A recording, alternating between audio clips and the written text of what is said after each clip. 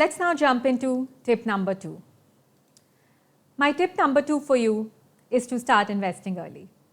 And what do I mean by this? What I mean is that whichever stage of life you're in right now, however old you are, however long you've been earning, it is never too early to start. I started earning maybe when I was about 21 years old, and I started saving right from my first salary. However small your first initial earnings may be, you can always start building this discipline where you allocate a small percentage of that into your investments.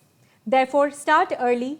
There is a whole research which has gone into building this discipline in children, building this discipline as adolescents, and the fact that how by delaying our gratification and saving for the future has many more benefits rather than just financial.